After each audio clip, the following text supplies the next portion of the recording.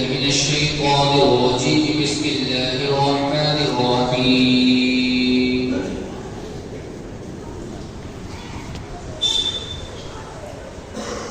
وَدَّت طَّائِفَةٌ مِّنْ أَهْلِ الْكِتَابِ لَوْ يُضِلُّونَكُمْ وَمَا يُضِلُّونَ إِلَّا أَنفُسَهُمْ وَمَا يَشْعُرُونَ.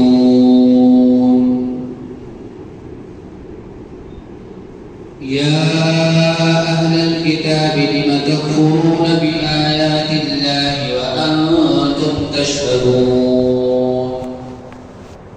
يَا أَهْلَ الْكِتَابِ لِمَ تَلْبِسُونَ الْحَقَّ بِالْبَاطِلِ وَتَكْتُمُونَ الْحَقَّ وَأَنتُمْ تَعْلَمُونَ. وَقَالَتْ طَائِفَةٌ مِّنْ أَهْلِ الْكِتَابِ آمِنُوا بِالَّذِي أُنزِلَ عَلَى الَّذِينَ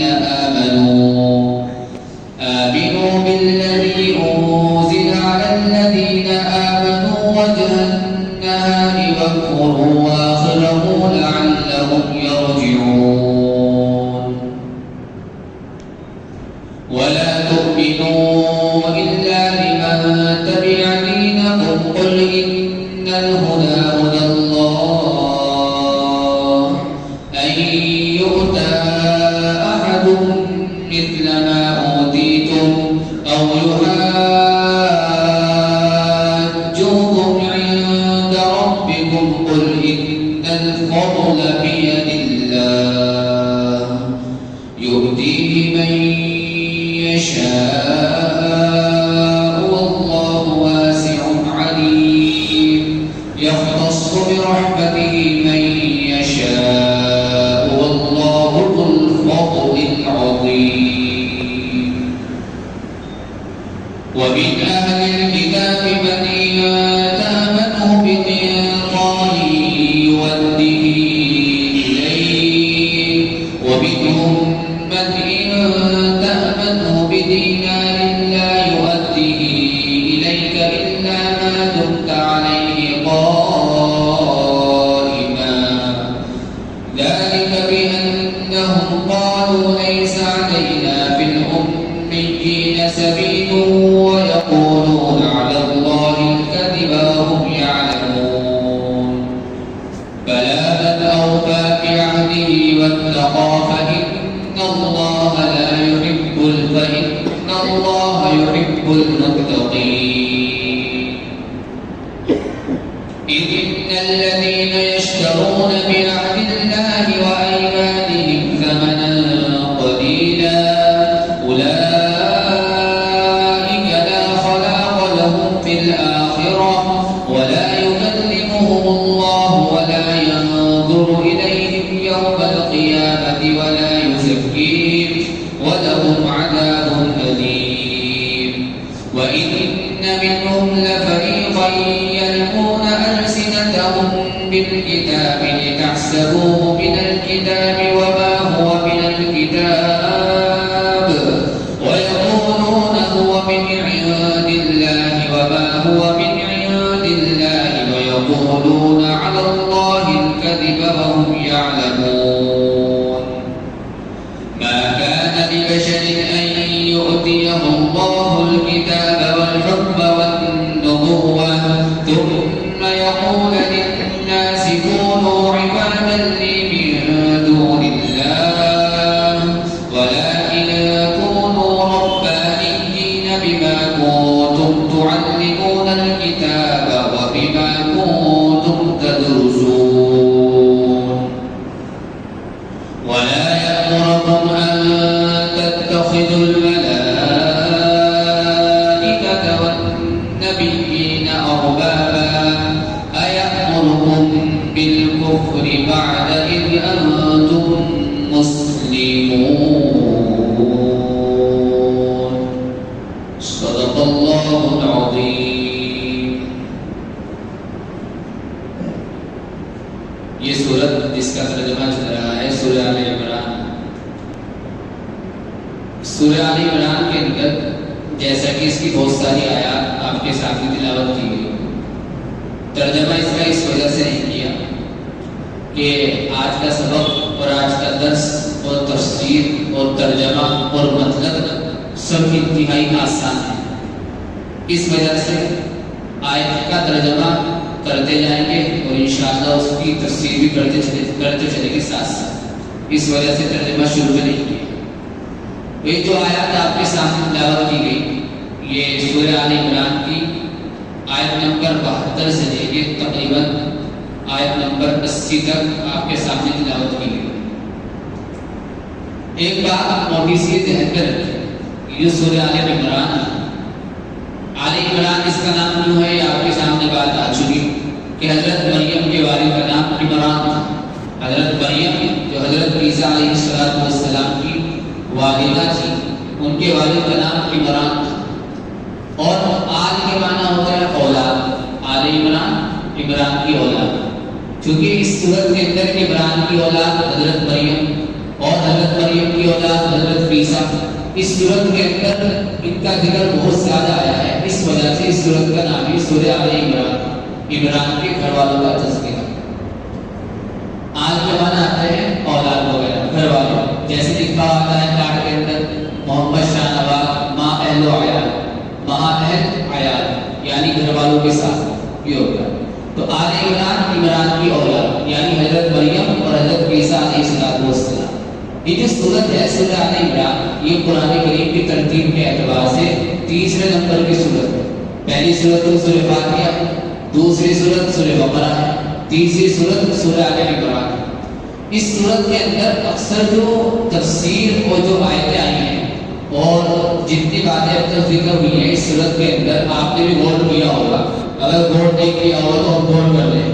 اس صورت کے اندر زیادہ تر اللہ تعالیٰ نے حضرت عیسیٰ علیہ السلام کا تذکرہ فرمایا. ساری صورت کے اندر، بلکہ ساری صورت میں تو نہ کہو بلکہ تیسرا سپارہ پورا ہونے والا ہے انشاءاللہ. اگلے ہفتے یہ تیسرا سپارہ اللہ نے چاہا تو مکمل ہو جائے گا. اس تیسرے سپارے کے آخر تک بس حضرت عیسیٰ علیہ السلام کا تذکرہ ہے. اور اسی طرح حضرت عیسیٰ علیہ السلام اور دوسرے نبیوں کے تعلق سے کچھ باتیں. اس کے بعد جو چوتھا سپارہ شروع ہوگا، اس چوتھے سپارے سے بالکل سارا موضوع، سارا ٹاپک بدل جائے گا. اب تک تو جو ذکر آ رہا تھا سورہ بقرہ کے اندر بھی آپ نے سنا ہوگا، یہودیوں کا ذکر آیا، عیسائیوں کا ذکر آیا، منافقین کا ذکر آیا. اور سیغول کے سپارے کے اندر اکثر مسائل آئے، احکام آئے.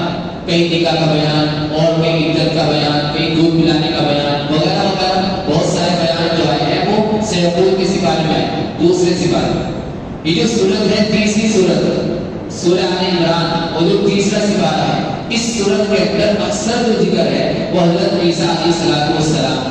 چنانچہ اب وہ ذکر ختم ہونے والا ہے. بس یہ آج آخری ہفتہ ہے اور یہ آخری آیتیں ہیں جن کے اندر اللہ تعالیٰ نے عیسیٰ علیہ السلام کے تعلق سے چند باتیں اور بیان کی. اور یہ جو لن تنالوا سپارہ ہے، چوتھا سپارہ جس کو کہا جاتا ہے لن تنالوا سپارہ، اس سپارے کے اندر جتنے مسائل ہیں اور جتنی تفصیل اور ڈیٹیل چوتھے سپارے میں آئیں گی اور اتنے مسائل آئیں گے، اتنی باتیں آئیں گی چوتھے سپارے کے اندر کہ شاید اب تک 3 سپاروں کے اندر اتنی تفصیل نہیں آئی جتنی تفصیل چوتھے سپارے میں آئیں گی لن تنالوا سپارے میں. اور اس کے ہر صفحے میں اور اس کے ہر لوگوں میں الگ الگ باتیں ہیں. تو اگر دیکھا جائے یہ جو یہودیوں کا ذکر ہے، عیسائیوں کا ذکر ہے، حضرت عیسیٰ علیہ السلام کا ذکر ہے، یہ سارا ذکر صرف تیسرے سپارے تک ہے. اس کے بعد تو ذکر بہت ایک آدھ جگہ آ گیا تو آ گیا، ورنہ تفصیل کے ساتھ کہیں اور اتنا ذکر نہیں ہے. بات اب سنیے، وقال طائفۃ من اہل الکتاب، اہل کتاب آپ سمجھ ہی گئے، یہود و نصارہ کو اہل کتاب کہا جاتا ہے. وجہ بھی اس کی آپ کو معلوم نہیں ہے، ان کو تورات بھی نہیں ہے یہودیوں کو اور عیسائیوں کو انجیل بھی نہیں ہے. اس وجہ سے ان دونوں کو اہل کتاب کہتے ہیں. قرآن میں جہاں بھی اللہ تعالیٰ نے کہتا ہے اے اہل کتاب، اس سے مراد یہ دونوں جماعتیں ہوتی ہیں، یہودی اور عیسائی. اور یہ نہیں کہ کوئی پرانی بات ہے، یہودی اس زمانے کے اندر بھی ہے، آپ کو معلوم ہے ساری ذرائع کے اندر کون ہے؟ یہودی ہے.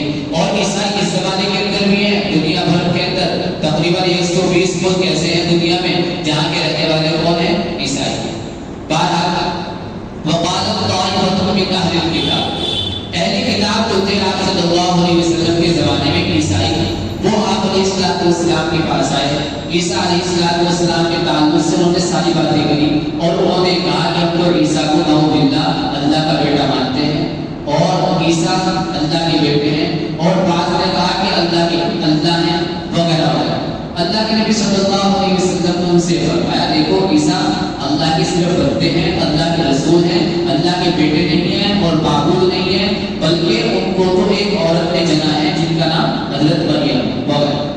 تو اللہ تعالیٰ نے فرمایا ہے کہ اے نبی، یہ جو جتنے لوگ آپ کے بعد عیسیٰ علیہ السلام کے تعلق سے باتیں کرنے آئے تھے، یہ سب اس چکر میں تھے کہ عیسیٰ کے بارے میں جو آپ کے نظریات ہیں، جو آپ کے عقیدے ہیں اور جو آپ کے بارے میں شریعت کی ایک بات آپ کے ذہن میں ہے، وہ یہ چاہ رہے تھے کہ محمد صلی اللہ علیہ وسلم بھی ہمارے ہم خیال بن جائیں، عیسیٰ کے بارے میں محمد بھی یہ کہیں کہ وہ نعوذ باللہ اللہ کے بیٹے۔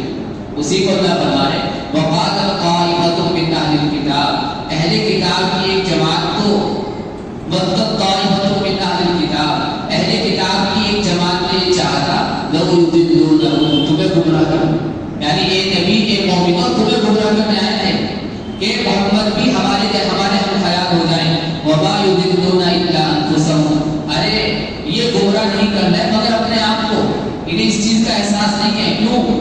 وجہ اس کی ہے کہ عیسیٰ کے بارے میں ایسے عقیدے رکھیں گے تو قیامت کے دن اللہ تبارک و تعالیٰ کیا عذاب ہوگا، جب عذاب ہوگا اب بتاؤ ایسے عقیدے رکھ کے مگر اپنے آپ کو نقصان پہنچایا ہے، تمہیں نقصان پہنچایا، ظاہر سی بات ہے اپنے آپ ہی کو نقصان پہنچایا۔ اور دوسری بات اللہ فرماتے ہیں یا اہل الکتاب، اے اہل کتاب لم تکفرون بآیات اللہ، تم اللہ کی آیتوں کا انکار کیوں کرتے ہو، وانتم تشہدون، حالانکہ تمہیں پتہ ہے یہ اللہ تعالیٰ ہی کی طرف سے۔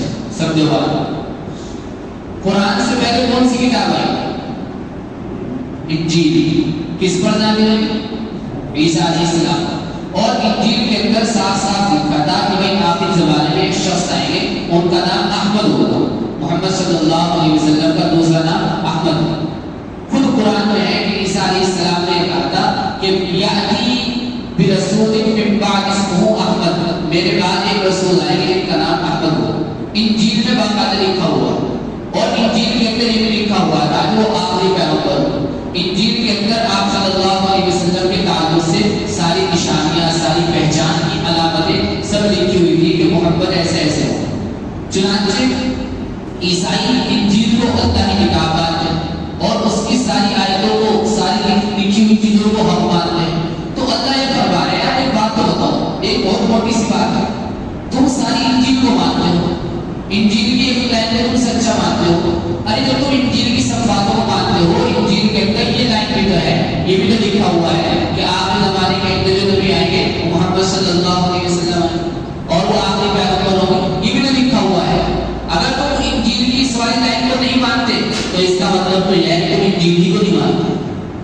ظاہر سی بات ہے، اگر میں یہ کہوں کہ یہ 3 سپارے ہیں قرآن کے، ان کو تو مانتا ہوں، یہ 14 سپارہ ہے نعوذ باللہ میں اس کو نہیں مانتا ہے، اللہ کا کلام ہے، تو اس کا مطلب تو یہ ہے کہ میں اس کو بھی اللہ کا کلام نہیں مانتا۔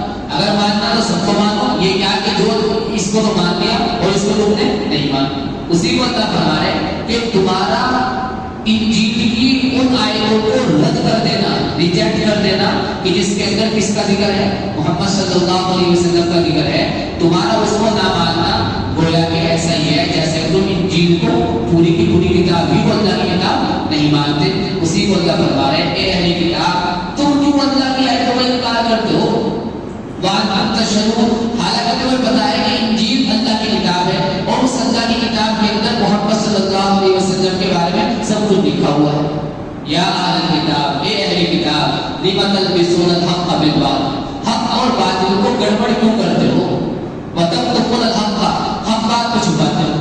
اپنے لوگوں سے بتایا نہیں کرتے تھے کہ بھائی جو نبی آخر الزمان ہے محمد صلی اللہ علیہ وسلم، ان کا ذکر ہماری کتاب میں ہے، بتایا نہیں کرتے تھے۔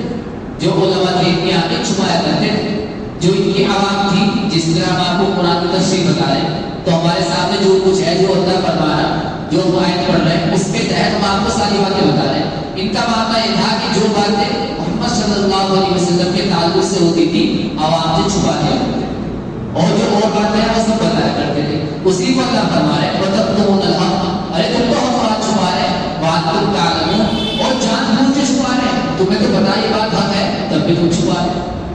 2 نمبر 3 ایک انہوں نے اسکیم نکالی تھی اہل کتاب نے بولا جائے عیسائی خدا نے عیسائیوں کا ذکر ہے, انہوں نے اسکیمیں نکالی اور یہودیوں نے عیسائیوں نے اسکیمیں نکالی. دیکھو بھائی ایک بات سنو, انہیں حسن اس بات کا ہے کہ نبوت جو چلی آ رہی تھی وہ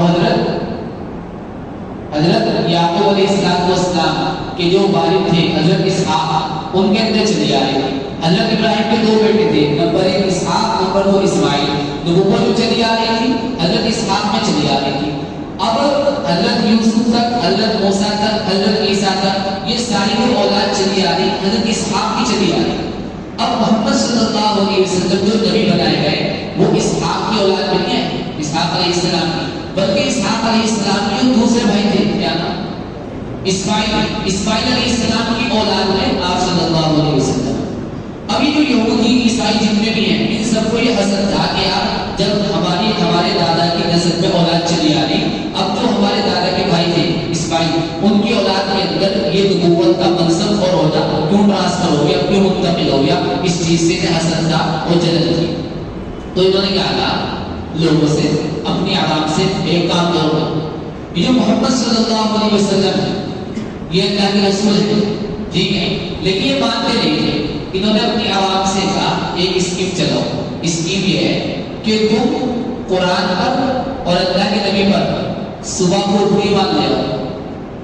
اپنے جو ان کے عیسائی تھے اور یہودی تھے, جو ان کی عوام تھی, ان سے کہا کہ دیکھو جو قرآن ہے اور جو محمد صلی اللہ علیہ وسلم ہے, صبح کو اٹھو ان پہ ایمان لے آؤ اور جھوٹ موٹ یہ کہہ دو آج ہی قرآن اللہ کا کلام ہے, آج ہی محمد صلی اللہ علیہ وسلم اللہ کے رسول ہے.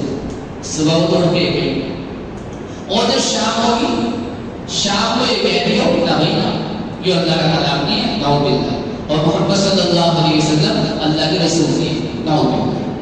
کہ کیوں, اس کا کیا فائدہ ہوگا, کہ اس کا فائدہ یہ ہوگا, سمجھو بات, اس کا فائدہ یہ ہوگا کہ جتنے لوگ عرب ہیں, دیکھو 3 جماعت ہو گئی, ایک تو ہے یہودی, ایک ہے عیسائی, 2 نمبر 3 ایک ہے عرب کے غیر مسلم, ایک یہودی, ایک عیسائی اور ایک ہے عرب کے کافر لوگ, ٹھیک ہے. عرب کے کافر اور یہودی اور عیسائی تینوں کے ساتھ رہے اور آپ صلی اللہ علیہ وسلم عرب کے اندر موجود ہیں. اب جو عرب کے لوگ تھے, عرب کے کافر, یہ تو بالکل ان پڑھ تھے, عرب کے لوگ بالکل ان پڑھ تھے, اور عرب کے لوگ یہ جانتے تھے کہ یہودی یہ بھی اہل کتاب ہے, ان کو تورات دی, اور عیسائی یہ بھی اہل کتاب ہے, ان کو انجیل دی گئی. تو عرب لوگ ادھر پڑھا لکھا سمجھا کرتے تھے کن کو, یہودیوں کا سارا. تو انہوں نے عیسائیوں نے, یہودیوں نے یہ اسکیم بنائی کہ ایک کام کرو, ہمارے عیسائی بھائیوں, ہمارے یہودی بھائیوں, ایک کام کرو, تم صبح کو جب اٹھو تو یہ اعلان کر دو کہ ہم تو محمد صلی اللہ علیہ وسلم پر بھی مان لے آئے اور قرآن پر بھی مان لے آئے, ٹھیک ہے. اور جب شام ہو اپنی بات سے لوٹ آؤ اور یہ کہہ دو بھائی نہ ہمارا ایمان قرآن پہ ہے, نہ ہمارا ایمان محمد صلی اللہ علیہ وسلم پہ ہے. اچھا جی, کیوں, کہ اس کا ایک فائدہ ہوگا, اس کا فائدہ یہ ہوگا عرب لوگ ہمیں تمہیں پڑھا لکھا سمجھے, ٹھیک ہے. جب عرب لوگ اپنی آنکھوں سے دیکھیں گے کہ یار یہودی یہ تو پڑھے لکھے ہیں, عیسائی یہ تو پڑھے لکھے ہیں, یہ صبح کے ٹائم میں ایمان لے آئے اور شام کے ٹائم ایمان سے بھر گئے, اس کا مطلب یہ ہے کہ محمد صلی اللہ علیہ وسلم کے قریب جا کے انہیں کچھ باتیں نظر آئی جو ان کو بھائی نہیں, اور ان کو ایسا لگا کہ دال میں کالا ہے. یعنی آپ صلی اللہ علیہ وسلم کے پاس جو یہ گئے ان پہ ایمان لے آئے, صبح وہ ایمان لے آئے اور شام کو ایمان سے پھر گئے, اس کا مطلب ضرور دال میں کالا ہے. ہو نہ ہو یہ محمد صلی اللہ علیہ وسلم نعوذ باللہ ان کا مذہب صحیح نہیں ہوگا. اگر ان کا مذہب صحیح ہوتا, یہ جو صبح کو ایمان لے گئے تھے شام کو ایمان سے کیوں پھرتے. سمجھ گیا نا اسکیم, سمجھ گیا نا. تو یہ اسکیم چلائی اور ان کا مقصد یہ تھا, اب دیکھو مقصد کیا تھا, مقصد یہ تھا کہ جو آلریڈی پہلے ہی آپ صلی اللہ علیہ وسلم پر صحابہ ایمان لے کر آئے, ان صحابہ کو یہ لگے گا, ان لوگوں کو یہ لگے گا کہ یار کوئی تو بات ہے, یہودی جو ہے صبح ایمان لے گئے کیا پر اسلام, عیسائی صبح ایمان لے گئے اور یار شام کو ایمان سے پھر گئے, یار وہ نہ ہو کوئی نہ کوئی تو بات ہے. ایسا لگے محمد صلی اللہ علیہ وسلم نعوذ باللہ سچے نبی ہیں, او ہو یار پھر ہم نے ایمان لے. وہ جو کمزور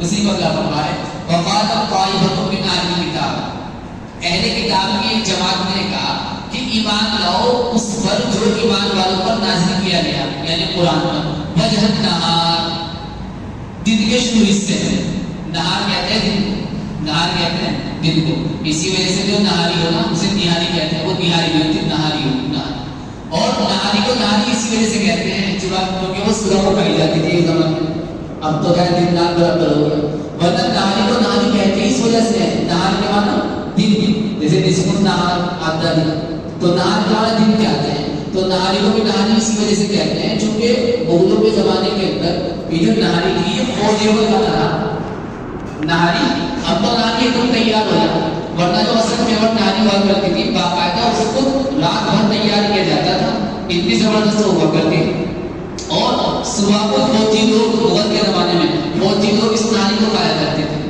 اب تو خیر سب کھا رہے اور اب دن رات، اب تو وہ نہاری کیا، اب تو رات کے اندر ہی بکری بالا، بتانے کا مقصد یہ ہے نہار کے معنی کیا آتے ہیں، دن کیا آتے ہیں، تو انہوں نے کہا کہ تم ایمان لے آؤ دن کے شروع کے حصے میں، وقفو آگے رہو، اور جو رات ہوئے گی دن کا کر دیو، اس کا فائدہ کیا ہوگا، لعلہم یرجعون، مسلمان بھی تمہاری دیکھا دیکھی اپنے دل سے پھر جائے، لیکن انہیں چلا گیا کہ یہ یہودی اور عیسائی آج کے چلا رہی ہیں، ان کے آبا و اجداد، ان کی جو اوپر کی نسل اوپر کی پیڑھی آئے ہیں اسی زمانے سے لوگ چلا چلے آ رہے ہیں، آگے چلیے، اور کیا کہہ رہے ہیں، دیکھو بات سنو، جو ہم تمہیں اسکیم بتا رہے ہیں نا کہ ویسے ہی جھوٹے موٹے بھائیوال لے آئیے دن کے شروع حصے میں اور آخر حصے میں انکار کریں، بات سنو تبھی لگا دیں، سچ مچ کے مسلمان نہ رہیے، جھوٹ موٹ گئی ہو، کبھی ہم نے تمہیں اسکیم بنانے کے واسطے مسلمان کر رہے ہیں اور تم سچ مچ کے مسلمان ہو جاؤ، وَلَا تُؤْمِنُوا إِلَّا لِمَن تَبِعَ دِينَكُمْ، دن سے نہ ماننا، دن سے ایمان نہ لانا، دن سے تو انہی کی بات ماننا جو تمہارے عیسائی سردار ہیں، جو تمہارے یہودی سردار ہیں، دل سے انہی کی بات ماننا، کبھی تم سچ مچ کے مسلمان ہو، یہ جو ہے ہم نے تمہیں ایک اسکیم بتائی تھی اور تم جا کے انہی کے ساتھ مل گئے، ایسا نہ کریے، اللہ فرما رہے ہیں کیسی بیوقوفی کی باتیں کر رہے ہیں، قُلْ إِنَّ الْهُدَىٰ هُدَى اللَّهِ، اے نبی آپ کہہ دیجیے ہدایت تو وہی ہدایت ہے جو اللہ کی دی ہوئی ہے، ارے تم کیوں بھول رہے ہیں، اب تک جو نبوت چلی آ رہی تھی بنو اسحاق کے اندر، ٹھیک ہے بنو اسرائیل میں چلی آ رہی تھی، اگر ہم نے بنو اسرائیل میں نبوت کو منتقل کر ہی دیا، ٹرانسفر کر ہی دیا، تمہیں فضل کیا ہے، تمہیں اس سے کیا مطلب، وہ میں محمد تو میرے نبی ہیں تم ان کو مان دو بس، یہ تو اللہ کی طرف سے ہے، اوہو تم تو اس وجہ سے حسد کر رہے کہ اچھا یہ کہہ رہے تھے مسلمانوں کو، اپنے چھوٹوں کو، عیسائیوں کو کہ دیکھو تم ان کی بات دل سے نہ ماننا، دل سے مسلمان نہ ہونا، ایولا احد مثل ما اوتیتم، اس لیے کہ یہ کیسے ہو سکے جو چیز ہمیں دی گئی وہ کسی اور کو کیوں دے دی گئی، نبوت کس کو دی گئی تھی، بنو اسرائیل کو دی گئی، اب یہ نبوت بنو اسرائیل کو کیوں دے دی گئی، یہ ہمارے سے برداشت نہیں ہوگا، ایک نمبر دو، او یحاجوکم عند ربکم، اور اگر تم سچ مچ کے مسلمان ہو گئے، ہم تو ایسے اسکیم بنا رہے ہیں، اگر تم سچ مچ کے مسلمان ہو گئے پھر ایک دقت اور بڑی ہو جائے گی، ایک دقت تو دنیا میں بڑی ہوگی، کیا دنیا میں تو دقت یہ بڑی ہو جائے گی کہ جو نبوت اللہ نے ہمارے بڑوں میں رکھی وہ کس کے پاس چلی آئے گی، بنو اسماعیل میں چلی آئے گی، یہ ہمارے سے برداشت نہیں ہونا۔ نمبر دو، اگر تم سچ مچ کے مسلمان ہو گئے تو قیامت کے دن مسلمان اللہ کے سامنے کہیں گے کہ ان میں 4-5 آدمی مسلمان ہوئے تھے اور یہ دین اسلام کو حق جانتے ہوں گے تبھی تو مسلمان ہوئے تھے، پھر کیا جواب ہو گئی، دیکھا یہ کہا تو اس کی بتائی نا، دل سے مسلمان نہ ہونا، اگر تم دل سے مسلمان ہو گئے تو دو خرابی آ جائے گی، نمبر 1 دنیا کے اندر ہم ذلیل ہو جائیں گے کہ آج جو نبوت ہمارے بڑوں میں چلی آ رہی تھی وہ کہاں چلی گئی، اور اسماعیل، اب تک تو ہم مانتے ہی کہ ان میں نبوت ہے، اور نمبر 2 دوسرا نقصان یہ ہوگا اگر تم سچ مچ کے مسلمان ہو گئے تو قیامت کے دن اللہ تعالیٰ کے سامنے یہی مسلمان کہہ رہے ہیں اللہ میاں یہ جو 5-6 یہودی تھے نا یہ مسلمان ہو گئے تھے اور انہوں نے اسلام کو سچا سمجھا ہوا تبھی تو مسلمان ہو گئے تھے، اس وقت کا جواب ہوگا اس وجہ سے مسلمان تو جاؤ لیکن سچ مچ کے مسلمان نہ ہونا، یہ ان کی بیوقوفی ہے۔ اللہ فرماتے ہیں قل ان الفضل بید اللہ، آدمی کو حسد نہ کرنا چاہیے، ارے فضیلت تو تمام کی تمام اللہ کے ہاتھ میں ہے، یؤتی من یشاء، وہ جس کو چاہے، رہی بات نبوت کی، نبوت بھی اللہ کا فضل ہے، اللہ جس کو چاہے نبی بنا دے، چنانچہ اللہ نے اب تک تو یہ چاہتا کہ نبوت بنو اسرائیل میں رکھے، امام اسماعیل کو اس پر حسد کرنے کی کیا بات ہے؟ واللہ واسع علیم، اللہ تو وسعت والا ہے، وہ جاننے والا ہے، وہ جانتا ہے کب کس کو کیا دینا ہے، کب نبوت کس کو دینی ہے، وہ جانتا ہے، وہ اس کا کام ہے. تم حسد کیوں کر رہے ہیں؟ آدمی کو چاہیے کہ حسد کرے، اس لیے کہ اگر آپ حسد کر رہے ہیں، حسد کرنے کا مطلب یہ ہے کہ آپ جس سے حسد کر رہے ہیں نا، دراصل آپ اس سے جل رہے ہیں، آپ اللہ سے جل رہے ہیں. کیوں کہ اللہ میں تیرے سے خوش ہوں، تو نے یہ چیز کو کیوں دے دی، یعنی تیری تقسیم جو تم نے تقسیم کیا نا، میں اس سے راضی ہوں، یہ چیز تو میرے پاس ہونی چاہیے تھی، تو نے اس کو کیوں دے. تو حسد اتنی بڑی بیماری ہے، اتنی بری بیماری ہے کہ اگر کوئی آدمی حسد کر رہا تو وہ اس آدمی سے حسد نہیں کر رہا جس کو اللہ نے مجھے دیا، دراصل وہ حسد کس سے ہے؟ اللہ سے ہے. اس نے اس کو کیوں دیا؟ کتنی بڑی بات ہے، کتنی بڑی جرت ہے. یختص برحمتہ من یشاء، ارے اللہ تو اپنے رحمت کے ساتھ جس کو چاہتا ہے خاص کر دیتا ہے. اس مرتبہ اللہ نے کس کو خاص کیا؟ محمد صلی اللہ علیہ وسلم کو خاص کیا. ابے حسد کیوں کر رہے ہیں؟ ایمان لاؤ، اپنا راستہ صاف کرو. واللہ ذو الفضل العظیم، اللہ تو بڑے فضل والا ہے. ختم ہو گئی بات. ایک اور بات سمجھو. اب دیکھو اسلام کی خوبی دیکھو، آپ قرآن کی خوبی دیکھو. قرآن صرف یہ نہیں بیان کرتا کہ اس کے اندر کیا برائیاں ہیں، قرآن اچھائی بھی بیان کرتا ہے. اہل کتاب کی اب تک آپ برائی سمجھا رہے ہیں، اچھائی سمجھا رہے ہیں، برائی سمجھا رہے ہیں. اب سن اچھائی، اللہ فرما رہے دیکھو بھائی، پانچوں انگلیاں جیسے نہیں ہوتی، سارے جیسے نہیں ہوتے. ہر بہت سے مرتبہ ایسا ہو گھرانہ بہت خراب ہے لیکن دو چار بندے ٹھیک بھی ہوں گے. اللہ فرما رہے ہیں ویسے تو ان کا جتا ہی خراب ہے، سارا کا آوا کا ہی گیا ہوا ہے ان کا اہل کتاب کا، لیکن چار پانچ ان کے اندر بھی اچھے ہیں. کیسے ہیں؟ اللہ فرما رہے ہیں کہ ان میں سے بعض لوگ ایسے ہیں کہ اگر ان کے پاس کوئی آدمی اپنی چیز امانت رکھوا دے، لو جی میرے اتنے پیسے ہیں اور تم رکھ لو، مجھے لوٹا دو، تو ان یہودیوں میں سے، ان اہل کتاب میں سے بعض ایسے ہیں کہ اگر تم ان کے پاس امانت رکھوا دو تو تم نے جتنی امانت رکھوائی نا وہ جو بھی تمہیں واپس کر دے. ایسے بھی ہے کہ چنانچہ ایک صحابی ہے، اگر آپ سے کوئی پوچھے اہل کتاب میں سے کوئی ایمان میں لایا کہ نہیں لایا، اہل کتاب میں چار پانچ آدمی ایسے ہیں جو پہلے یہودی تھے اور بعد میں مسلمان ہو گئے آپ صلی اللہ علیہ وسلم کے زمانے میں. ان میں سے ایک مشہور نام ہے، وہ کون ہے؟ عبداللہ بن سلام رضی اللہ عنہ. یہ نام یاد رکھنا ہمیشہ. یہ وہ شخص ہے عبداللہ بن سلام جو حضور کے زمانے میں تھے اور یہ مسلمان نہیں تھے، یہ کیا تھے؟ یہودی تھے. عبداللہ بن سلام یہودی تھے، لیکن آپ صلی اللہ علیہ وسلم کو اللہ نے نبوت دی، آپ کو قرآن دیا. تو عبداللہ بن سلام نے کیا پڑھ رکھی تھی؟ کیا تورات. عبداللہ بن سلام کیا تھے؟ یہودی تھے. یہودیوں کے پاس تورات تھی اور عیسائیوں کے پاس انجیل تھی. عبداللہ بن سلام نے تورات پڑھ رکھی تھی. عبداللہ بن سلام نے تورات پڑھ رکھی تھی. یہ انہی میں چلے آ گئے کہ یہودیوں میں عبداللہ بن سلام، عیسائیوں میں نہیں تھے، یہودیوں میں تھے. انہوں نے کتاب پڑھ رکھی تھی اپنی تورات. تو اس وقت تورات کے اندر انہوں نے سب کچھ پڑھ رکھا تھا. آخری زمانے میں ایک نبی آئی محمد صلی اللہ علیہ وسلم، سب باتیں پڑھ رکھی. جب حضور آئے آنے کے بعد انہوں نے وہ ساری نشانیاں اور علامتیں جو تورات میں پڑھ رکھی تھی ساری کی ساری ہو آپ کے اندر فٹ ہوتی چلی جا رہی، ساری کی ساری فٹ ہوتی چلی جا رہی. جب انہوں نے دیکھا یہ آپ پر ایمان لے گیا عبداللہ بن سلام. یہ وہ صحابی ہیں عبداللہ بن سلام جن کے لیے ڈبل اجر ہے. ڈبل کس طرح؟ ایک تو اجر ہے اپنے نبی کی بات ماننے کا جو ان کے نبی تھے موسیٰ علیہ السلام اور تورات کو ماننے کا، اور ایک اجر یہ ہے کہ انہوں نے آپ صلی اللہ علیہ وسلم کو بھی اللہ کا رسول مانا اور قرآن کو اللہ کی کتاب مانا. تو یہ واقعہ عبداللہ بن سلام کے ساتھ یہ پیش آیا کہ ایک شخص نے عبداللہ بن سلام کے پاس 1000 دینار اور 200 اوقیہ چاندی تھی. دینار کسے کہتے ہیں؟ سکہ ہوتا ہے سونے کا دینار.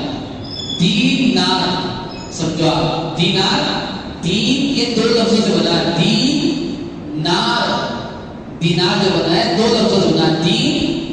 نار، دین کے معنی دین، نار کے معنی آگ. دین کے معنی دین اور نار کے معنی آگ. لکھا ہے علماء نے کہ دینار کو دینار اس وجہ سے کہا جاتا ہے اگر اس کا استعمال صحیح ہو تو اس طرح پر دین ہی دین ہے پیسہ، اور اگر خدا نخواستہ پیسے کا استعمال غلط ہو تو اس طرح پر آ گیا. تو دینار دین بھی ہے اور نار بھی ہے. اگر استعمال صحیح ہے تو یہ دین ہے اور استعمال غلط ہے تو آگ ہے. ظاہر سی بات ہے کسی کے پاس پیسہ ہوتا ہے، زکات بھی دے، حج بھی کرے، صدقہ بھی دے، گھر والوں کا خیال بھی رکھے، رشتہ داروں کا خیال بھی رکھے، سارے مال کے حقوق ادا کرے. اب بتاؤ مسجد بنوا دیا، مدرسہ بنوا دیا، نیک کاموں میں خرچ کر دیا، اب بتاؤ یہ پیسہ اس کے لیے اچھا ثابت ہوا، برا ثابت ہوا؟ اچھا ثابت ہوا. یہ سراسر دین ہے. اور خدا نہ خاصا پیسہ آیا، پیسے آنے کے ساتھ ساتھ عیاشی بدل گیا، کبھی کچھ کر رہا کبھی کچھ کر رہا. اب اس پیسے کا انجام کیا ہوگا؟ آگ ہو جاتا. تو دینار پیسہ، اس میں دین بھی ہے اور اس میں آگ بھی ہے. استعمال صحیح ہے تو دین ہے، استعمال غلط ہے تو آگ ہے، بات ہے. تو عبداللہ بن سلام کے پاس کسی نے سونا رکھوایا، لو جی امانت ہے تمہارے پاس، اور لوٹا دیا. چنانچہ جب وہ لینے کے واسطے آیا نا، سارا کا سارا وہ سونا سب کی سب چیزیں لوٹا دی ان کو واپس. تو دیکھیے قرآن نے اس کو بیان کیا کہ اہل کتاب میں سے کچھ لوگ ایسے بھی ہیں، اگر تم ان کے پاس ایک ڈھیر رکھوا دو یؤدیہ الیہ، وہ تم کو اس کو واپس کر دیں گے، ادا کر دیں گے. اس سے معلوم ہوا کافر کے کام کی تعریف کرنا جائز ہے. اگر کوئی کافر ہے، غیر مسلم ہے، اس کے اندر کوئی خوبی ہے تو اس کی تعریف کرنا جائز ہے اور بلکہ کرنی چاہیے. یہ اسلام کے اندر تنگ نظری نہیں ہے، اسلام کے اندر تعصب نہیں ہے کہ نہیں یار یہ کون ہے، مسلمان ہے، اس کے اندر کتنی خوبیاں، یہ کوڑے ڈب کر ہے. یہاں تو ایسا ہی ہے، ظاہر سی بات ہے. لیکن اسلام میں ایسا نہیں ہے. اسلام دیکھو عبداللہ بن سلام اس وقت مسلمان بھی ہوئے تھے، اہل کتاب کے مسلمان بھی ہوئے تھے، لیکن قرآن نے ان کی تعریف کری. نہ بھائی نہ سارے جیسے بھی ہیں، اہل کتاب میں سے بعض ایسے بھی ہیں، تم ان کے پاس امانت کروا دو، پوری کی پوری واپس کریں گے. معلوم ہوا اگر کوئی آدمی کافر ہو، اس کے اندر کوئی خوبی ہو، اس کی تعریف کرنی چاہیے، اس کو سراہنا چاہیے. اچھا اگر کسی کے اندر کافر میں کوئی خوبی ہے تو اس کا اس سے کوئی فائدہ ملے گا؟ ہاں ملے گا. دو فائدے ملیں گے. اگر کوئی کافر ہے، اس کے اندر کوئی خوبی ہے، اس کو دو فائدے ملیں گے. نمبر ایک فائدہ تو یہ ہوگا دنیا کے اندر ایک نام ہوگا اس کو، بھلے کافر ہو. نمبر دو، اگر کوئی کافر اچھے کام کرتا ہے، بھلے اس کے پاس ایمان نہیں ہے، قیامت کے دن یہ اچھے کام اس کی عذاب کے اندر، قیامت میں اس کے عذاب میں ہلکا ہونے کا ذریعہ ہوگا. یہ بات علماء نے لکھی ہے، مفسرین نے لکھی ہے کہ اگر کوئی کافر ہے، اس کے اندر کچھ چیزیں اچھی ہیں، مثال کے طور پہ دان کرتا ہے، بہت زیادہ کھانا کھلاتا ہے بھوکوں کو، بے کپڑوں کو کپڑے پہناتا ہے، وغیرہ وغیرہ، تو اگرچہ وہ کافر ہے لیکن ان نیک کاموں کی وجہ سے آخرت میں اس کا عذاب ہلکا ہوگا. دیکھو یہ بھی اللہ تعالیٰ کی رحمت ہے. بات تو اللہ فرماتے ہیں بعض اہل کتاب تو ایسے ہیں کہ اگر تم ان کے پاس ڈھیر کا ڈھیر کروا دو تمہیں واپس کر دیں گے. وَمِنْهُمْ مَنْ إِنْ تَأْمَنْهُ بِدِينَارٍ، اور بعض ایسے ہیں کہ اگر تم نے ایک دینار رکھواؤ نا، ایک اشرفی لا يُؤَدِّي إِلَيْهِ، وہ تمہیں واپس نہیں کرتے. ان میں ایسے بھی ہیں إِلَّا مَا كُنْتَ عَلَيْهِ قَائِمًا، ہاں مگر تم ان کے سر پر کھڑے ہو جا کے جب تو واپس کر سکے، ورنہ بعد والے میں ایسے بھی ہیں. اب یہ کیا کرتے تھے یہودی؟ اربوں کا مال لے کے جیب میں رکھا، کھایا، اپنا سائڈ ہو گئے. ان سے کسی نے کہا بھائی یہ کیا کرا تم نے، تم نے ان کا مال کھا لیا. جواب سنا آپ نے، شاید سے جواب سنا رہا ہوں آج تک. جب ان سے کہا گیا نا کہ بھائی تم ان کا کافر ہوگا، اربوں کا مال کیوں کھاؤ، کیا کہتے تھے؟ ذَلِكَ بِأَنَّهُمْ قَالُوا لَيْسَ عَلَيْنَا فِي الْأُمِّيِّينَ سَبِيلٌ. یہودیوں کے علاوہ جتنے بھی عرب ہیں نا، ان کا مال اگر یہودی ہڑپ کر جائے، ان کا مال اگر یہودی ہڑپ کر جائے تو یہودیوں کے اوپر عربوں کا مال ہڑپ کرنے میں کوئی پکڑ نہیں ہے، کوئی پکڑ نہیں. یعنی کہاں سے؟ اللہ کے یہاں کوئی پکڑ نہیں ہے. عربوں کا مال تو کتنا ہی تھا کیونکہ یہودی. اللہ فرما رہے ہیں کہ یہ جو ہے عربوں کا مال لے لیا کرتے ہیں، ایک دینار بھی واپس نہیں کرتے. اور جب ان سے کہا جاتا ہے کہ تم کیوں نہیں واپس کرتے، ذَلِكَ بِأَنَّهُمْ قَالُوا لَيْسَ عَلَيْنَا فِي الْأُمِّيِّينَ سَبِيلٌ. یہ طرز عمل ان کا اس وجہ سے ہے کہ یہ کہتے ہیں کہ ہمارے اوپر ان پڑھ لوگوں یعنی عربوں کے مال کے اندر کوئی پکڑ نہیں ہے، کتنا کھاؤ ہڑپاؤ جو چاہے کرو، کوئی پکڑ نہیں ہے. وَيَقُولُونَ عَلَى اللَّهِ الْكَذِبَ وَهُمْ يَعْلَمُونَ. کس نے کہا؟ اللہ نے کہا. بھائی بات کس نے کی؟ اللہ نے کی. اللہ فرماتے ہیں کہ یہ اللہ میرے اوپر جھوٹ باندھ رہا ہے، میں نے تیری بات کہی بھی نہیں. ایسے ہیں یہودی. یہ ہے اللہ تعالیٰ نے 3 سپاروں کے اندر تو ان کی بہت سارے کھولنے کھول دیے. بلا من اوفا بِعَهْدِهِ وَاتَّقَىٰ. اللہ فرما رہے ہیں بلا پکڑ کیوں نہیں ہوگی؟ او بھائی پکڑ کیوں نہیں ہوگی؟ قاعدہ تو یہ ہے جو آدمی اپنے وعدے کو پورا کرے گا، گناہوں سے بچے گا، اللہ تعالیٰ تو لوگوں سے محبت کرتا ہے. اگر تم کس کا مال ہڑپ جاؤ یہ سوچنے سے کچھ نہیں ہوتا. اور سنو اچھا ایک واقعہ کیا پیش آیا وہ بھی سنو. ایک صحابی تھے, ان کے دادا کی زمین ایک یہودی کے دادا نے ہڑپ کر دی. ایک صحابی ہے ایک یہودی ہے. صحابہ کے دادا کی زمین, صحابی کے دادا کی زمین یہودی کے دادا نے ہڑپ کر دی.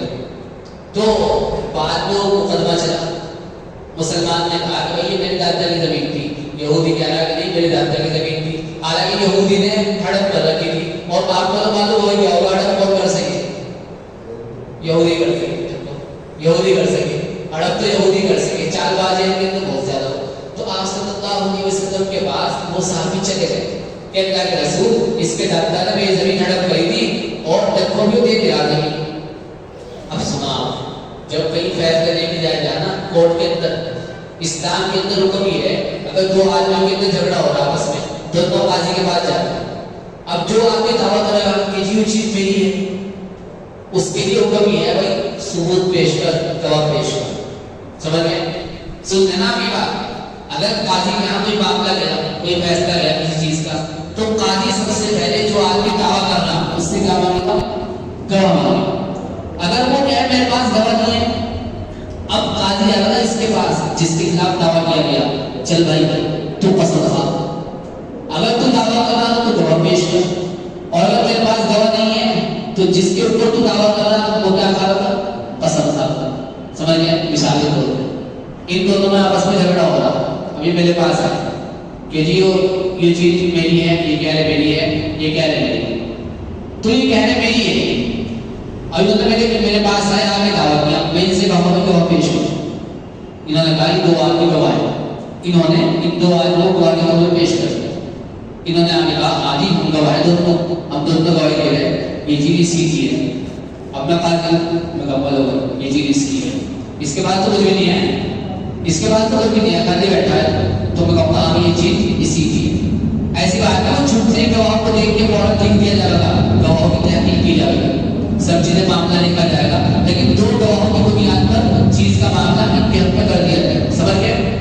لیکن اگر اس کا الٹا ہو, یہ آئے کہ یہ چیز میری ہے, یہ کہہ رہے میری ہے, ابھی تو ان کے پاس کچھ تھا.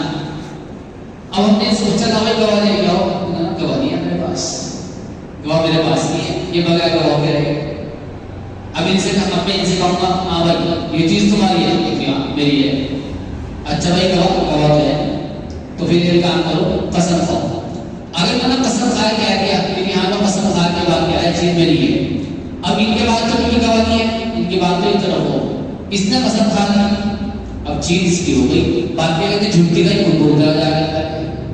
سمجھ گیا بات؟ تو یہ ہے, اس کو کہا جاتا ہے البینۃ علی المدعی والیمین علی من انکر, کہ جو دعویٰ کرتا ہے گواہ پھر پیش کرتا ہے, اور جو انکار کرتا ہے کہ اس کے لیے یہ قسم کھا گا. سمجھ گیا بات؟ اب سمجھا.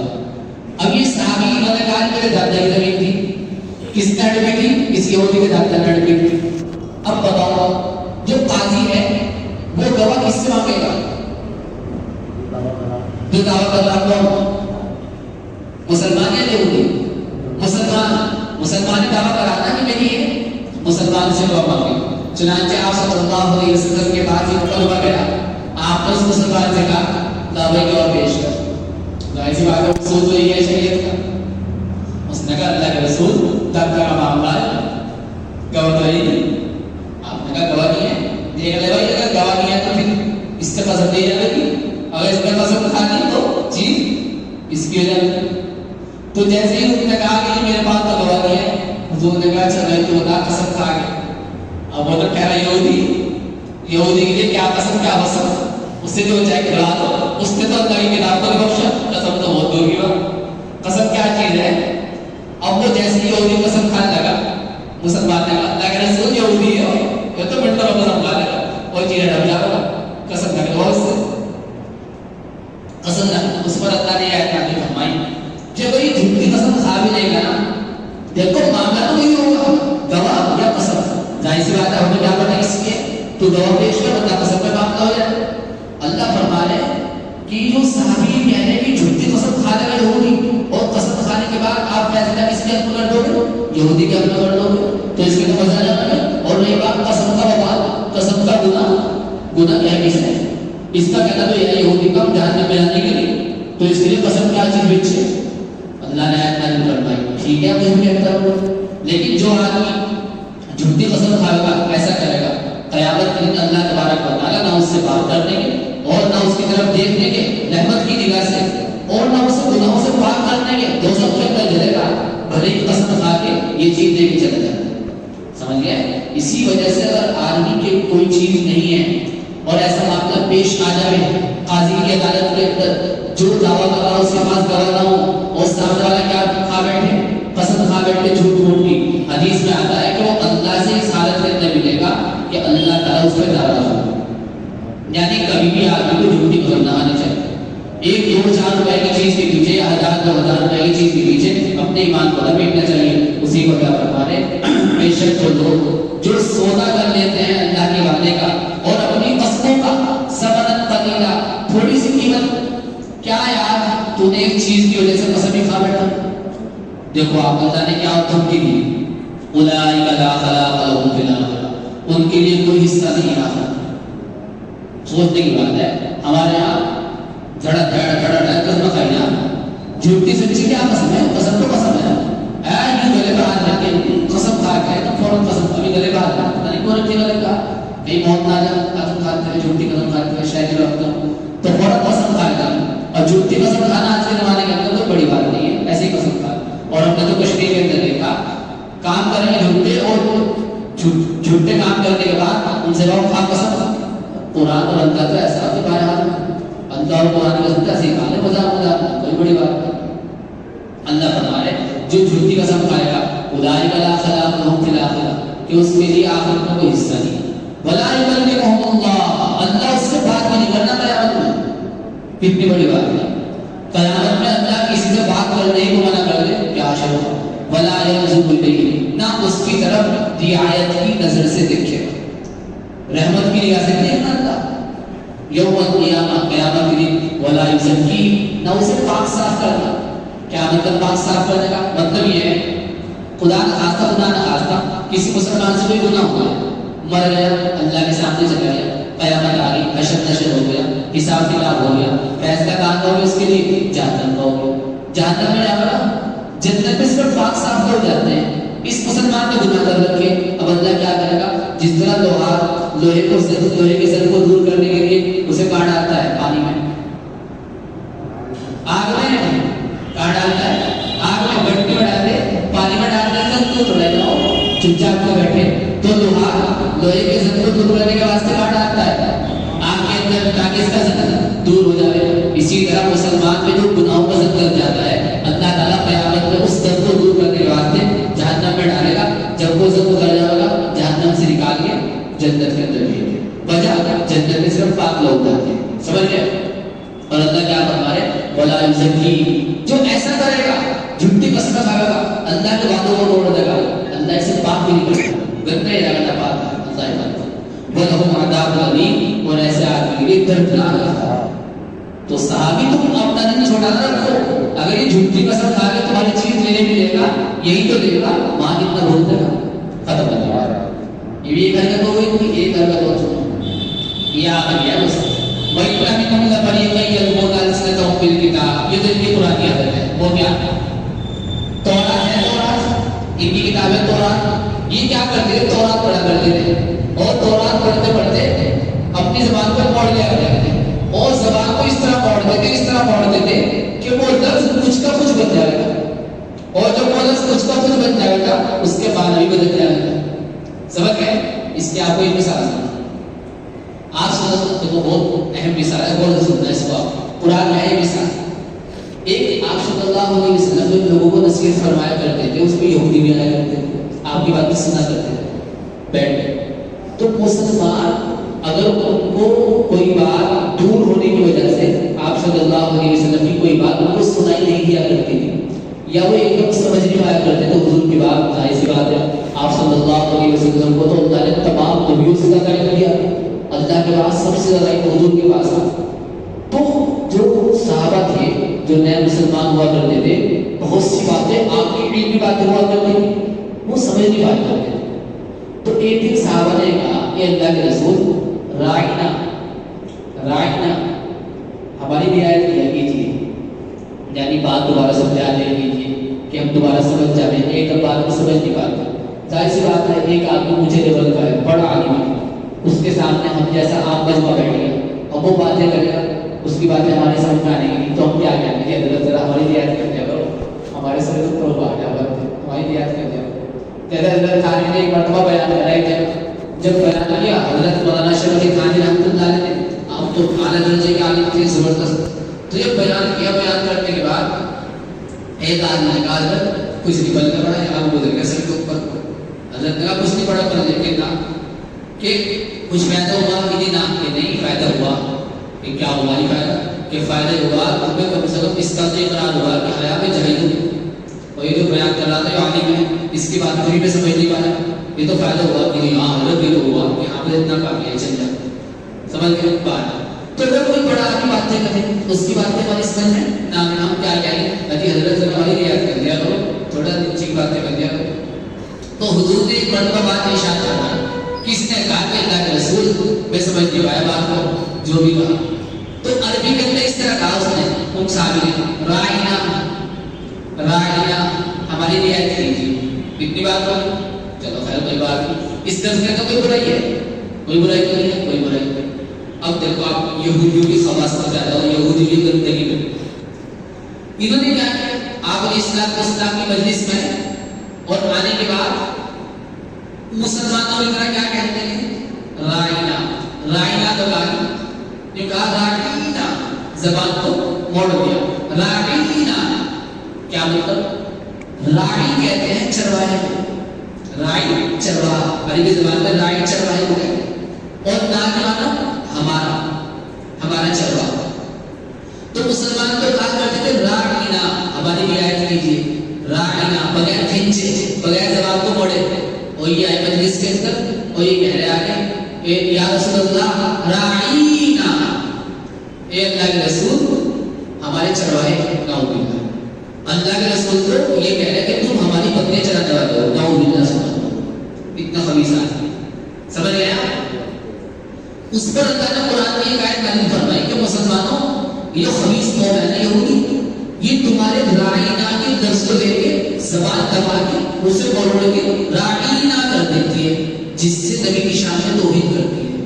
اب تم ایک کام کرو، تم رائنا نہ کرو، تم بجائے رائنا کہنے کے لیے رائنا کے معنی جو عربی کا دوسرا لفظ دیتا ہے وہ لفظ استعمال کرو، بجائے رائنا استعمال کرنے کے، اگر تمہیں کہنا ہو کہ ہماری رعایت کرو، بجائے رائنا استعمال کرنے کے رائنا کے معنی عربی کا جو دوسرا لفظ دیتا ہو جس سے ان کو کچھ دینے کا موقع نہ ملے وہ استعمال کیا کرو۔ چنانچہ قرآن میں اللہ نے فرمایا یا ایھا الذین آمنوا لا تقولوا راعنا، اے ایمان والو رائنا نہ کہا کرو، وقولوا انظرنا، یہ کہا کرو انظرنا، انظرنا کا بھی وہی مطلب ہے جو کس کا ہے، رائنا کا ہے۔ رائنا کا مطلب ہماری رعایت کیجیے حضور، تو تم بجائے رائنا کہنے کے کیا کہو انظرنا، اے حضور آپ ہماری رعایت کیا کیجیے، ہماری طرف دیکھا کیجیے، ہمارا خیال ہے۔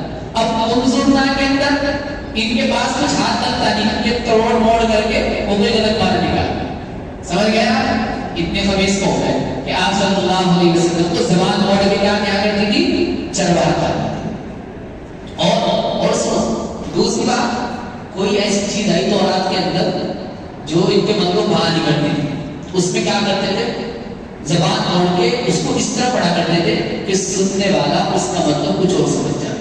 جہاں عیسیٰ علیہ السلام کا ذکر آ گیا، جہاں عیسیٰ علیہ السلام کا ذکر آ گیا، وہاں ایسے ایسے الفاظ چپ چاپ پڑھا دیا کرتے تھے زبان کو توڑ کے منہ کے اندر، کہ اس سے ایسا معلوم ہوتا تھا کہ عیسیٰ علیہ السلام نعوذ باللہ اللہ کے بیٹے۔ وہ جو اپنے ذہن میں خناس ہے نا، اس خناس کو کتاب کی شکل میں لے کے آیا کرتے تھے، پڑھتے پڑھتے جہاں عیسیٰ علیہ السلام کا ذکر آیا اپنی طرف سے اردو پڑھا دیا، یہ زبان کاٹ کے کچھ نہ کچھ نکال دیا، ماہر آدمی ماہر ہو اور اس سے زیادہ ماہر ہو، چنانچہ زبان کاٹ کے اس سے کچھ نکال دیا۔ عیسیٰ علیہ السلام کو بجائے اللہ کا رسول کہنے کے کتاب کے اکارڈنگ بلایا گیا، اللہ کا بیٹا داؤد، اسی کو اللہ فرمائے وَإِنَّ مِنْهُمْ لَفَرِيقَيْنِ، سنو ارے اہل کتاب میں ایک جماعت ایسی ہے یَلْوُونَ أَلْسِنَتَهُم بِالْكِتَابِ، کتاب کو پڑھتے وقت اپنی زبان کو موڑ لے، لِتَحْسَبُوهُ مِنَ الْكِتَابِ، کہ مروڑ کر بنائی ہوئی بات کو، اب جب تم کتاب پڑھتے وقت میں زبان مروڑ کے کوئی بات کروں تو آپ کیا سمجھو گے؟ میں کیا پڑھ رہا ہوں؟ کتاب پڑھ رہا ہوں. تو سامنے والے کو یہ سمجھے گا کہ آئی کتاب میں لکھا ہوا ہے، حالانکہ وہ کتاب ہے ہی نہیں، وہ تو زبان موڑی اس نے. اسی کو اللہ فرما رہے کہ یہ زبان موڑ کے ایسی ایسی باتیں کرتے ہیں لِتَحْسَبُوهُ مِنَ الْكِتَابِ، کہ سننے والا یہ سمجھے گا کہ یہ بات بھی کتاب ہی کا حصہ ہے. وَمَا هُوَ مِنَ الْكِتَابِ، حالانکہ وہ کتاب کا حصہ ہی چلتا ہے، وہ تو کتاب ہے ہی نہیں. وَيَقُولُونَ هُوَ مِنْ عِنْدِ اللَّهِ، اور کتاب پڑھنے کے بعد یہ کہتے ہیں یہ اللہ کی طرف سے ہے، ہم نے کیا ہے کتاب میں لکھا ہے. اللہ فرمائے وَمَا هُوَ مِنْ عِنْدِ اللَّهِ، تو یہ تو اللہ کی طرف سے ہے ہی نہیں، یہ تو تم نے بنا رکھی کا. وَيَقُولُونَ عَلَى اللَّهِ الْكَذِبَ وَهُمْ يَعْلَمُونَ، ارے یہ تو اللہ تعالیٰ پر بھی جان بوجھ کر جھوٹ بولتے ہیں. جو بات اللہ نے کتاب میں لکھی تھی اللہ کی طرف جوڑ رہے، اللہ کی طرف منسوخ کر. یہ سن لیا آخری سن ماں کانا لی بشر. لو آخری بات یہ کہا کرتے تھے آپ صلی اللہ علیہ وسلم جب انہیں عیسائی کو سمجھانے لگے، جو پورا وقت آیا تھا عیسیٰ علیہ السلام کے بارے میں ان کو آپ نے سمجھایا، تو یہ کہہ رہے حضور صلی اللہ علیہ وسلم سے، دیکھو آدمی کتنا خبیث ہوا کرے، یہ کہہ رہے اجی تم تو یہ چاہو جس طرح عیسیٰ اپنے آپ کو خدا کہا کرتے تھے، تم تو یہ چاہو کہ ہم تمہیں بھی خدا کہیں. آپ صلی اللہ علیہ وسلم پہ بہتان لگائے. ایک تو ہوتی ہے توہمتیں، ہوتا ہے بہتان بڑا ہوا. تو حضور سے کہہ رہے اجی تم تو اس وجہ سے ایسی باتیں کر رہے، آپ تو یہ چاہ رہے کہ تمہاری بھی اسی طرح عبادت کی جائے جس طرح عیسیٰ نے کہا کرتے تھے میری عبادت کرو. چل اٹھا کے ایک لفظ میں دو پہ الزام لگائے، سمجھے بات کو؟ ایک تو آپ صلی اللہ علیہ وسلم ہی پہ لگا دیا بہتان، اور نمبر دو عیسیٰ علیہ السلام پہ لگا دیا کہ وہ اپنے آپ کو کیا کہلوایا کرتے تھے؟ خدا کہلوایا. اللہ فرما رہے سن کیا تم نے مَا كَانَ لِبَشَرٍ، ارے یہ کسی انسان کا کام نہیں ہے ان یؤتیہ اللہ الکتاب، اللہ اس کو کتاب دے، والحکمہ حکمت دے، نبوت دے. اور اللہ نے کتاب حکمت نبوت کس کو دی؟ عیسیٰ علیہ السلام کو، آپ صلی اللہ علیہ وسلم کو دی. ارے یہ کسی انسان کا کام نہیں ہے کہ اللہ تو اسے حکمت دے ثم یقول للناس، اور پھر وہ لوگوں سے کہے کونوا عبادا لی من دون اللہ، اللہ کو چھوڑ کے میری عبادت کرو. ارے عیسیٰ وہ تو اللہ کا رسول ہے، بتاؤ ایسی بات کیسے نہیں؟ محمد صلی اللہ علیہ وسلم کو اللہ کا رسول ہے، بتاؤ یہ کیسے نہیں کہ اللہ کو چھوڑ کے میری محمد کی عبادت کرو؟ کیسے؟ یہ کیا بکواس کر رہے ہیں؟ ولکن کونوا ربانیین، ارے اللہ جس کو نبی بناتا ہے وہ تو یہی کہے گا کہ بھائی تم اللہ والے بن جاؤ، اللہ قرآن کو تو یہی کہے گا. اور سنو یہ جو تم باتیں کر رہے ہیں نا، بما کنتم تعلمون الکتاب، اس کا یہی نتیجہ ہونا چاہیے جس کا تم کتاب پڑھو نا، جب چاہے زبان کو موڑ لی، جب چاہے لفظ مستقل بنا دیا، جو تمہارے پڑھنے کا کتاب جو طریقہ ہے تمہارے پڑھنے کا، اگر اس کے حساب سے کتاب کو پڑھی جائے تو بھیا نتیجہ یہی نکلے گا جو تم بتا رہے. سمجھ گئے؟ بما کنتم تعلمون الکتاب، اس کا تو یہی نتیجہ ہونا چاہیے جو تم کتاب پڑھ دو، کتاب صحیح پڑھے دے، صحیح پڑھے دے گا. وَبِمَا كُنتُمْ تَدْرُسُونَ، جو تم پڑھاتے ہو، جو تم پڑھتے ہو، اس کا نتیجہ تو یہی نکلے گا کہ نبی کے اوپر تم الزام لگا کے کہو کہ نبی اپنا کو خدا کہا کرتا تھا. اور اسی طرح بس وَلَا يَأْمُرُكُمْ أَن تَتَّخِذُوا الْمَلَائِكَةَ وَالنَّبِيِّينَ أَرْبَابًا، ارے وہ تو تمہیں حکم دے ہی نہیں سکتا کہ تم فرشتوں کو نبیوں کو رب بنا لو. محمد صلی اللہ علیہ وسلم نے یہ حکم دیں گے، عیسیٰ علیہ السلام نے یہ حکم دیں گے ایامرکم بالکفر بعد اذ انتم مسلمون، ارے کیا وہ تمہیں کفر کا حکم دیں گے جبکہ تم مسلمان ہو چکے؟ یعنی اللہ کو چھوڑ کے غیر اللہ کو سجدہ کرنا کیا ہے؟ کفر ہے. تو نبی کفر کا حکم دے گا، عقل کے اندر تم تو سوچ لو. ایامرکم بالکفر، کیا نبی عیسیٰ محمد صلی اللہ علیہ وسلم کفر کا حکم دیں گے بعد اذ انتم مسلمون جبکہ تم مسلمان ہو؟ نبی تو ایسا کر ہی نہیں سکتے. یہ سراسر تمہارا ان کے اوپر کیا ہے؟ الزام ہوتا ہے. سمجھ گئے؟ یہ اللہ تعالیٰ نے ان کی چند خباثتیں اور چند ان کی اندرونی گندگیاں اور جو انہوں نے اللہ رب العزت اور اللہ رب العزت کی کتاب کے ساتھ کھلواڑ کیا، تورات کے ساتھ، انجیل کے ساتھ جو انہوں نے کھلواڑ کیا، اللہ تبارک و تعالیٰ نے آیتوں کے اندر اس کو بیان کیا. تو ان سے چند باتیں معلوم ہوئی. ان میں سے ایک بات تو یہ بھی معلوم ہوئی ہمیں کہ کافر کی اس کے اچھے کاموں پر تعریف کرنا جائز ہے؟ جائز ہے۔ اور اگرچہ اللہ کے یہاں اس کو کام قبول نہیں ہے، لیکن اس کو دو فائدے ہوں گے۔ دنیا میں فائدہ کیا ہوگا؟ اس پہ نیک نامی ہوگی، اور نمبر دو، کافی اگر نیک کام کرتا ہے، اس نیک کام کرنے کی وجہ سے اللہ تعالیٰ آخرت کو اس کے عذاب کو ہلکا کرے۔ اسی سے ایک بات اور معلوم ہوئی کہ یہ قرآن کس کی کتاب ہے؟ اللہ کی، مسلمانوں کی کتاب ہے۔ مسلمانوں کی کتاب میں کس کی تعریف ہوگی؟ غیر مسلم کی، اہل کتاب کی۔ معلوم ہوا اسلام کے اندر تنگ نظری نہیں ہے۔ اسلام یہ نہیں ہے کہ اپنے اپنے کو اچھا کہتا ہے، بلکہ اسلام ایسا ہے کہ اگر دوسرے کے اندر کوئی اچھائی ہے نا، اسلام اس کی اچھائی کو ذکر کرتا ہے، اس کو سراہتا ہے۔ دیکھو اہل کتاب کی تعریف کس نے کری؟ اللہ نے کری۔ اور اسلام کے اندر تعصب نہیں ہے جس طرح اور مذہبوں کے اندر تعصب ہوتا ہے۔ ایک نمبر تیسری بات یہ معلوم ہوئی کہ یہودی اور عیسائی ہمیشہ مسلمانوں کو برباد کرنے کے اور ان کو ہلاک کرنے کے ڈر میں رہتے ہیں۔ اسی کو اللہ فرمائے وَقْبَلْ طَائِفَةٌ مِّنْ أَهْلِ الْكِتَابِ لَوْ يُضِلُّونَكُمْ، اے نبی اہل کتاب کو تمہیں بھی گمراہ کرنا چاہتے ہیں۔ دو نمبر تیسری بات یہ معلوم ہوئی کہ انسان اگر کسی چیز کو حق جانتا ہے، سچا سمجھتا ہے، اس کے بعد اس کو چھپاتا ہے تو یہ انتہائی بڑا گناہ ہے۔ دیکھو یہ تورات کے اندر، انجیل کے اندر آپ صلی اللہ علیہ وسلم کے بارے میں سب کچھ پتا تھا، لیکن جان بوجھ کے چھپا رہے ہیں۔ اللہ تعالیٰ نے یہ فرمایا کہ جب میرے پاس آئے کہ سب کچھ بتا دوں گا۔ معلوم ہوا جان بوجھ کے کسی چیز کو چھپانا یہ انتہائی گناہ۔ اسی وجہ سے اگر کوئی آدمی آپ سے کوئی بات پوچھ رہا دین کی، شریعت کی، اور آپ کو پتا ہے جان بوجھ کے آپ بتا دیں تو یہ بالکل بڑا گناہ ہے۔ اسی طرح چوتھی بات یہ معلوم ہوئی کہ نبی، یہ اللہ نے فرمایا ہے کہ نبی کبھی بھی سجدہ کرنے کا اپنے آپ کو حکم دے ہی نہیں سکتا، کیونکہ اپنے اللہ کے علاوہ کسی کو سجدہ کرنا کفر ہے۔ چنانچہ غیر اللہ کو سجدہ کرنا کفر ہے۔ یہی وجہ ہے کہ آپ صلی اللہ علیہ وسلم نے ارشاد فرمایا اگر میں کسی کو سجدہ کرنے کا حکم دیتا تو عورت کو حکم دیتا کہ وہ اپنے شوہر کی تابعداری کے اندر اس کو سجدہ کرے۔ یعنی شوہر کے اپنے حقوق ہیں، اب بولتے بات عورتیں ہونی چاہیے، مردی پہنچا دیں گے، اور مرد کے اتنے حقوق ہیں، عورت کے بھی حقوق ہے، عورت کے بھی حقوق ہیں اور مرد کے بھی حقوق ہیں۔ لیکن بارات فی الحال صاحب کا بردوست ہے تو وہی بتا دیں کہ اگر میں چاہتا، اگر میں کسی کو سجدہ کرنے کا حکم دیتا تو عورتوں کو حکم دیتا کہ اپنے شوہر کو سجدہ کریں، اتنا ان کا حق ہے۔ لیکن چونکہ شریعت کے اندر سجدہ کرنا بالکل منع ہے، اس وجہ سے عورتوں کے لیے بھی حکم دیا ہے کہ اپنے شوہر کو سجدہ کریں، البتہ بعد میں ان کے سارے حقوق ادا کریں۔ اور آپ یہ دیکھیے یوسف علیہ السلام جب مصر کے بادشاہ بنے اس وقت ان کے والد نے بھی ان کو سجدہ کیا تھا، ان کے بھائیوں نے بھی سجدہ کیا۔ تو آپ یہ سوچیں کہ انہوں نے بھی سجدہ کیا، ہم کیوں نہیں کر سکتے؟ وجہ اس کی ہے کہ یوسف علیہ السلام کی شریعت کے اندر یہ جو سجدہ تھا نا، جس طرح ہماری شریعت کے اندر سلام ہے السلام علیکم، ان کی شریعت کے اندر سجدہ ہی سلام تھا۔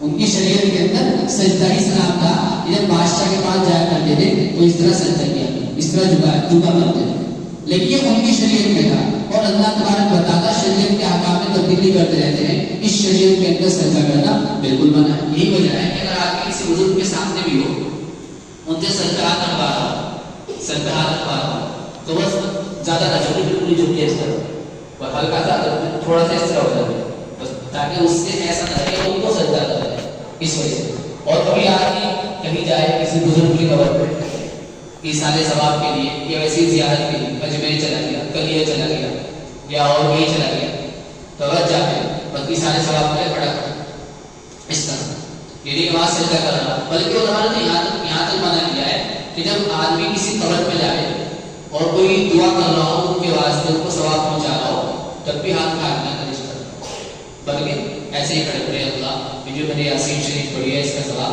ان کو پہنچا دیں کہ مغفرت فرما، درجات بلند فرما، وغیرہ ہاتھ کرنا اٹھا دے تاکہ دیکھنے والا یہ سمجھے کہ یہاں سے دعا مانگنا ہے۔ تو اس وجہ سے توحید کی زبردست تعلیم ہے شریعت کے اندر کہ کسی بھی عمل سے ایسا شائبہ نہ ہو کہ آپ اللہ کے علاوہ کسی اور سے کچھ مانگ رہے ہیں یا کسی اور کے سامنے